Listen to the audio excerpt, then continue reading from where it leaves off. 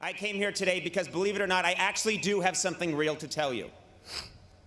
11 years ago, I gave an address to a graduating class at Harvard. I have not spoken at a graduation since because I thought I had nothing left to say. But then 2010 came. And now I'm here 3,000 miles from my home because I learned a hard but profound lesson last year, and I have to share it with you.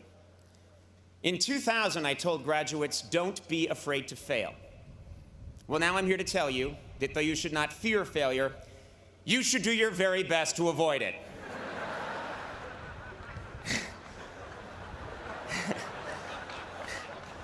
Nietzsche famously said, whatever doesn't kill you makes you stronger. What he failed to stress is that it almost kills you. Disappointment stings, and for driven, successful people like yourselves, it is disorienting. What Nietzsche should have said is, whatever doesn't kill you makes you watch a lot of Cartoon Network and drink mid-price Chardonnay at 11 in the morning. Now, by definition, commencement speakers at an Ivy League college are considered successful. But a little over a year ago, I experienced a profound and very public disappointment. I did not get what I wanted, and I left a system that had nurtured and helped define me for the better part of 17 years.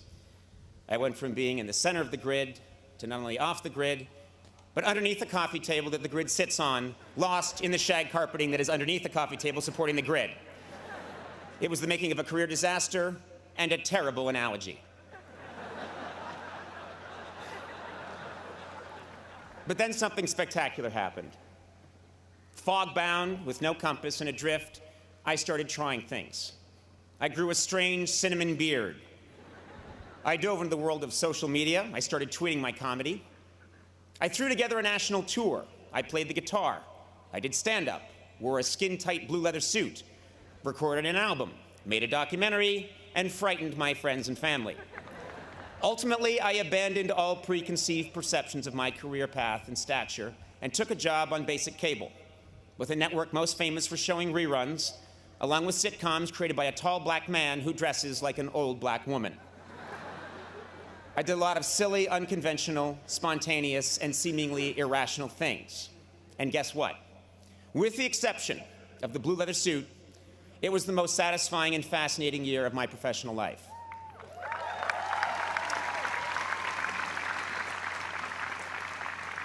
To this day, I still don't understand exactly what happened, but I have never had more fun, been more challenged, and this is important, had more conviction about what I was doing. How could this be true? Well, it's simple. There are few things more liberating in this life than having your worst fear realized. I went to college with many people who prided themselves on knowing exactly who they were and exactly where they were going. Your path at 22 will not necessarily be your path at 32 or 42. One's dream is constantly evolving, rising and falling, changing course. This happens in every job, but because I have worked in comedy for 25 years, I can probably speak best about my own profession. Way back in the 1940s, there was a very, very funny man named Jack Benny. He was a giant star, easily one of the greatest comedians of his generation. And a much younger man named Johnny Carson wanted very much to be Jack Benny. In some ways he was, but in many ways he wasn't. He emulated Jack Benny, but his own quirks and mannerisms, along with the changing medium, pulled him in a different direction. And yet, his failure to completely become his hero made him the funniest person of his generation. David Letterman wanted to be Johnny Carson, and was not. And as a result, my generation of comedians wanted to be David Letterman. And none of us are. My peers and I have all missed that mark in 1,000 different ways. But the point is this: it is our failure to become our perceived ideal that ultimately defines us and makes us unique. It's not easy, but if you accept your misfortune and handle it right, your perceived failure can become a catalyst for profound reinvention. So, at the age of 47,